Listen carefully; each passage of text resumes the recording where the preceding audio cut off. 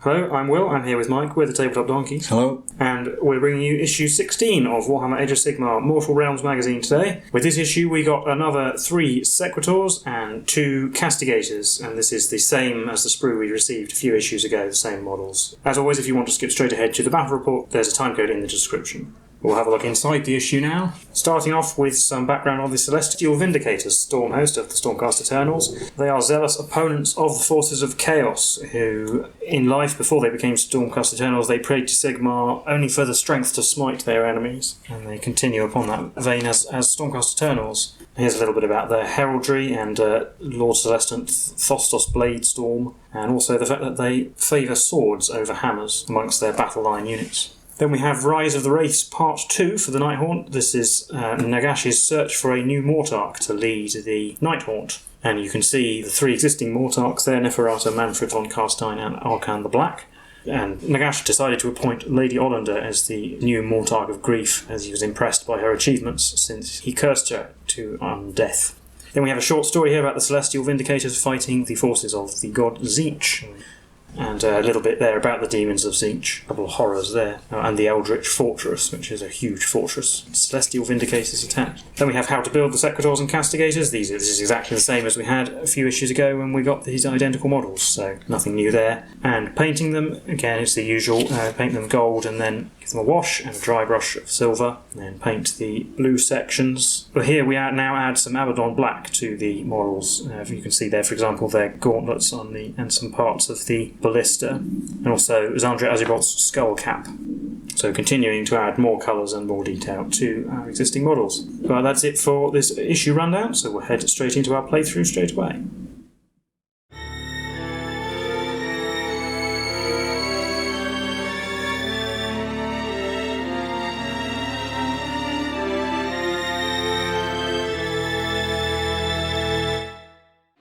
And we can get on to our playthrough for this issue. Xandria Azurebolt is still scouring the tomb in search of a special staff, but the Briar Queen has returned from the last time she was defeated and is trying to deny it from Xandria. So we have Xandria Azurebolt facing off against the Briar Queen and her 6 Thorns, still on the tomb board we've seen before.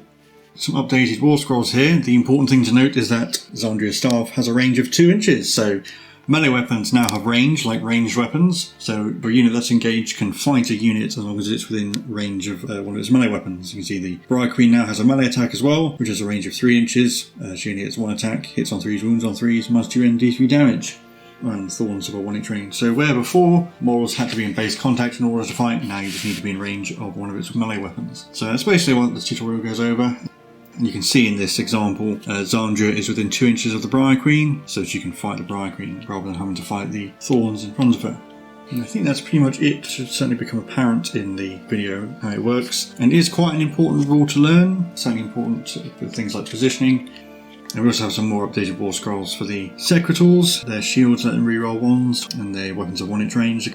Galibri Stalkers have a 2 inch range with their glaives. They also have a new rule that lets them re-roll failed hits if they charge or attacking a unit that has charged, and the Marmor Banshees have a range of 1 inch as well. So you might see some of these new war scrolls in action, or we'll certainly see them in later issues. And on the back page you also have some little combat gauges, which have different measurements on them that you can cut out and glue onto some thick card to use, and some wound tokens if you haven't been using dice or coins or anything so far. So that little overview over, we'll get into the game. Here we are back in the crypt once again with Xandria Azurebolt facing off against the Briar Queen and her Thorns. Xandria will get to go first. So we'll start with the hero phase. We'll go for an Arcane Bolt, needing 5. Getting an 11, that's the big version. Oh, yeah, it is. So I'm going to try and unbind that, and I'll need a 12. Ooh, no. So D3 mortal wounds to the Thorns. No, 3. That's a good start. 3 dead Thorns. So I'll take the 2 off the back and that one. I'm going to move up just a little bit, just remaining 3 inches away from the Thorns, and then we don't have any missile weapons, so we will declare a charge. That's not enough because because you need at least a 3 to get within half an inch of an enemy. So that's a failed charge. That's the end of my turn. So on to the Nighthaunt turn. Going to start with Arcane Bolt from the Briar Queen. hitting a 5, getting a 10. Yeah, so I get a 10, so that will cause D3 mortal wounds. Yeah, also the big version. Or you can... I'm gonna use my Void Storm scroll to automatically unbind it. That's probably a good idea. Yeah, I don't really want to take D3 mortal wounds. So Briar Queen's just going to move away and the Thorns are going to form a wall. Shooting phase, Briar Queen gets to scream at Xandria. She does have a 10-inch range, so she is still in range. So we have 3 shots hitting on 3s. 2 hits. Wounding on 3s. 1 wound. And I will save on a 6. Nope. So Xandria takes a wound. She's down to 4. And then the Thorns are going to try and charge Xandria. Getting a 6. It's easy enough to get us within half an inch. So we'll finish our charge like that. In the fight phase, we'll get 6 attacks hitting on 4s for 3 hits. Wounding on 4s, there's 2 wounds. No rend, so I get a 3+ save. Made 1, failed 1, down to 3 wounds. Yeah. Now Xandria gets to hit back. So I've got 3 attacks hitting on 3s. They all hit. They wound on 3s. 2 wounds. 2 5+ saves. Oh, made 1, failed 1. So that might be relevant. Yeah, it does D3 wounds. Oh, only 1. Only 1, so 1 more Thorn goes down. And then it's on to the second Stormcast turn. Hero phase again, start with Arcane Bolt. Nope, that's a 3. That doesn't go off. I'm not going to retreat because there's no point. I'm going to go straight to the combat phase and attack them. So 3 attacks on 3s. 1 hit. Wounds on a 3. It did. 5+ save. Nope. D3 damage. 3, right, so she does at least kill And the 2 remaining Thorns will go down. On to the next Nighthaunt turn. Start off with Arcane Bolt. Getting a success with an 8. Try and unbind that, needing a 9. Nope. Yeah, so Xandria will take a mortal wound, down to 2. Scooch back further into the corner, staying within 10 inches. Yep. So we've got 3 shots with the Briar Queen's Scream, hitting on 3s, getting 2 hits, and wounding on 3s, getting 1 wound again. Needing a 6 to save, nope. Yep, so she's down to 1 wound. Up to 5 inches, but obviously can't get within 3. Oh, getting carried away. I should have started with Arcane Bolt. It won't matter though, because there's only 1 model on board. Oh, 10. That's the big version again. You need an 11. Oh, 9. No. D3 more wounds for 2. Briar Queen goes down to 3 wounds. And then we will declare a charge. Let's hope not for another double 1. Right, that's a bit better. 7 is enough. And I'm just going to get within half an inch like that. And I'll pile in like that. And then we'll hit with the staff. 3 attacks on 3s. They all hit. They wound on 3s. 2 wounds. 2 4+ saves. Made both. Oh. That is important. So the Briar Queen gets to fight back. She actually has a 3-inch range, but obviously we're in base contact, so it doesn't matter. She has 1 attack hitting on a 3, which missed.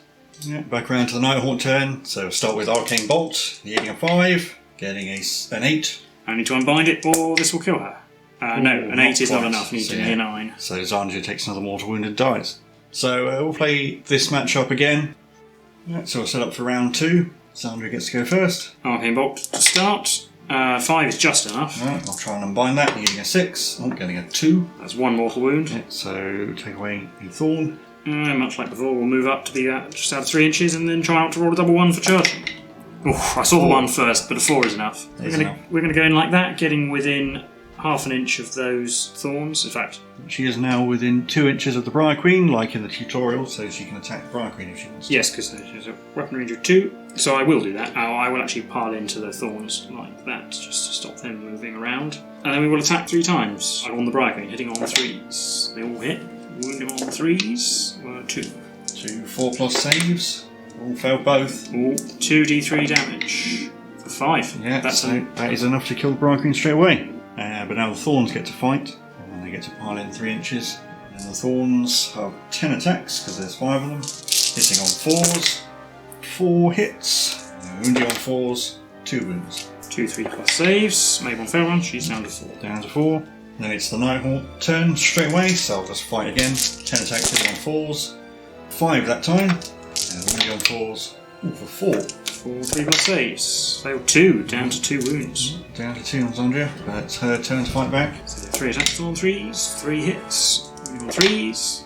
Nothing. Oh dear, that's the Stormcast turn. So Arcane Bolt on 5, getting a 7. Yep, so a Thorn will go down. Yeah, and then she'll hit them again.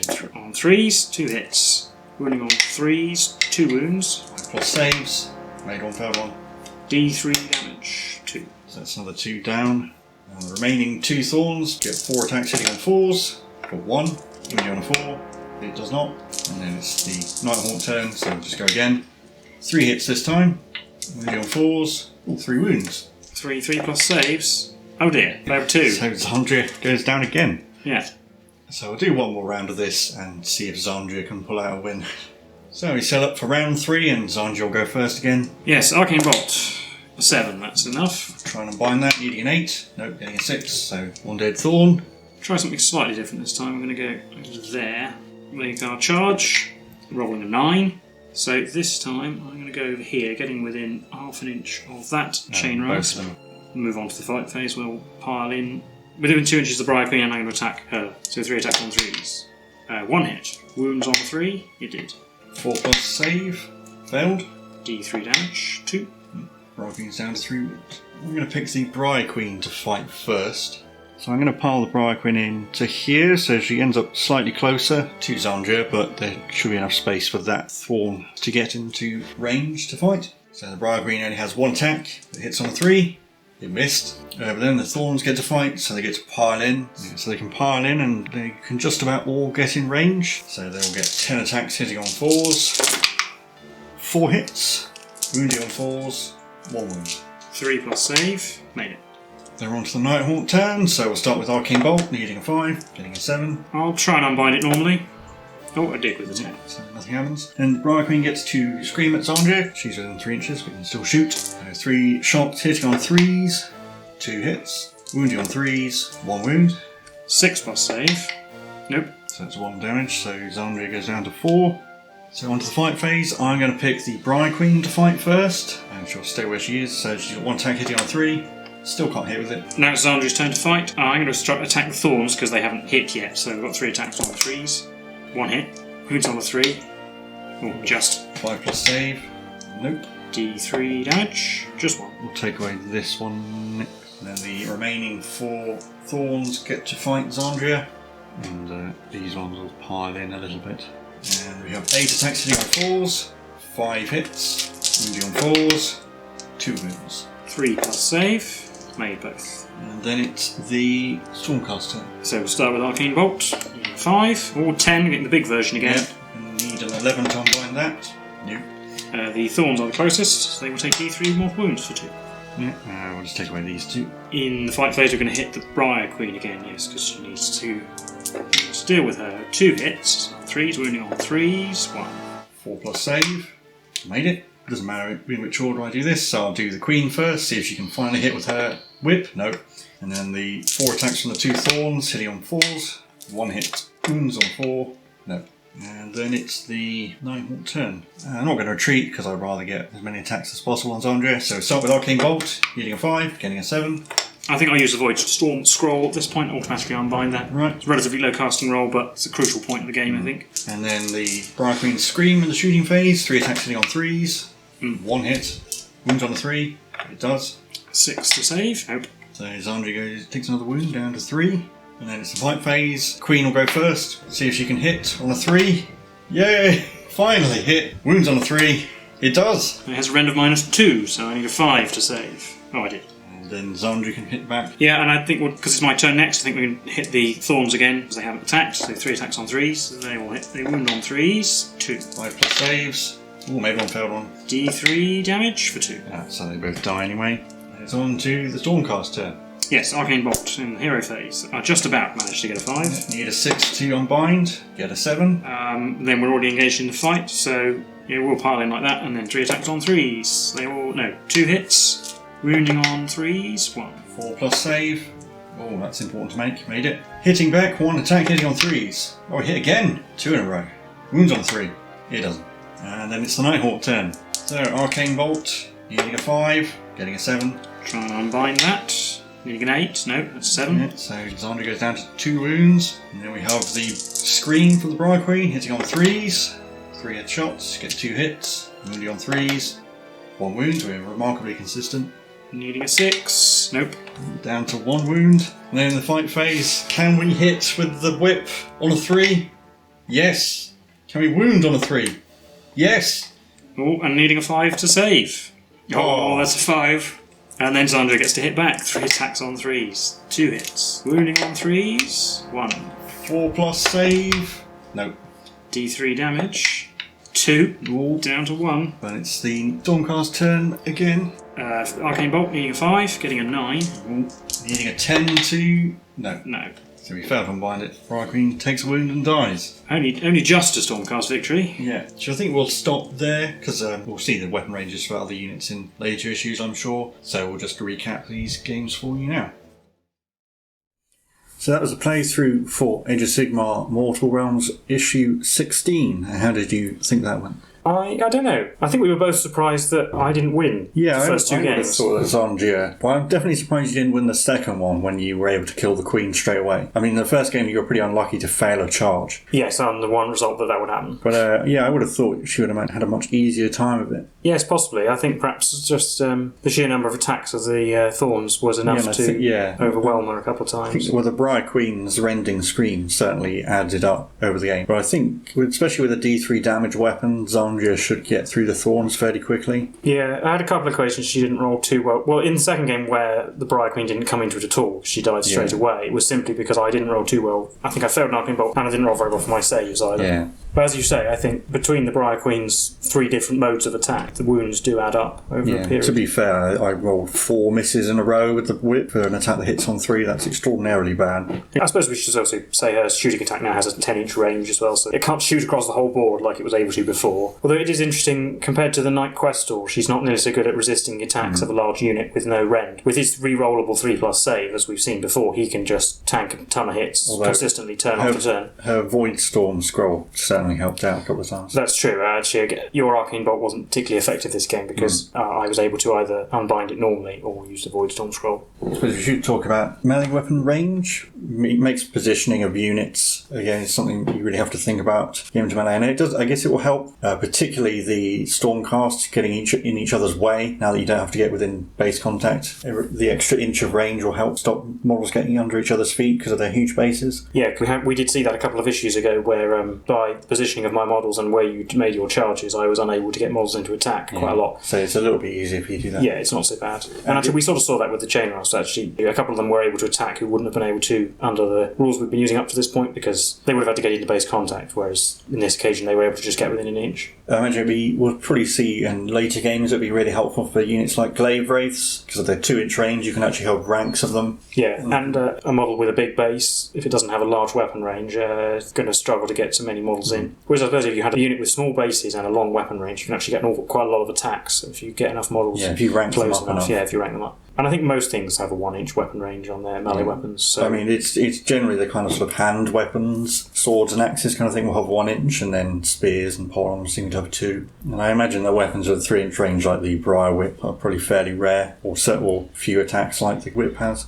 Because really, I mean, particularly if it's on a hero, it lets you attack from behind other models, which can be quite useful for keeping them safe, especially if your opponent doesn't have such a long weapon range. Because with a bigger unit, she can hide behind 2 ranks of chain rasps, for example, and still attack with that whip. Yeah, and it is also important to note that if you're charging, you still need to get within half an inch regardless of your weapon range, but it does mean you can fight things that are behind the target you're charging, potentially. I think it's also going to open up more tactical possibilities as well in the charge and fight phases, because previously when you have to get into base contact, once you're in base contact you can't pile in any further, you're stuck because you can't physically move closer to the closest model. But now that that's not the case anymore, you can be a bit more canny with your movement. You get within an inch when you charge, get slightly closer with your pile-in move. Yeah, and you can pile in, since you don't have to get into base contact to fight, you can pile in ways that allow, by moving other models out of the way, you can get more models into fight even if they couldn't get into base contact. And since you only have to get one model within half an inch to be a successful charge, you can bring more models in now as well that you wouldn't have been able to before.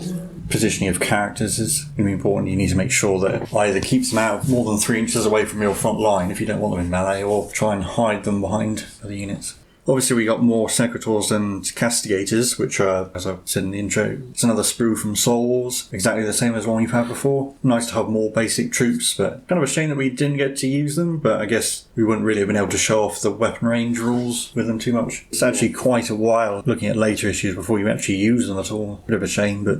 I mean, they are just more of the same, but in one sense it would be nice to start using bigger units, really. You know, you've got 9 Sequitors now, so it'd be interesting to actually have such a big unit. And also you get the combat gauges and the wound tokens. I mean, we just use dice for wounds, and maybe we'll make some of our own combat gauges in the future, but this is certainly acceptable. I mean, they're quite useful as a tool, actually, combat gauges. As you've seen, there's now several different little ranges to measure. You've got the half-inch engagement and now 1-inch weapon range quite often. 2-inch and 3-inch weapon ranges. It's a little bit easier than getting a range ruler or a tape measure, and you can actually use those. Well, I don't think there's too much more to say about this issue and this playthrough, so if you like this content, please leave a like and subscribe, and leave any comments. If you've been playing through this magazine, tell us how you've been getting on, especially if you're new. We've been the Tabletop Donkeys, and we'll see you in the next one. Bye for now.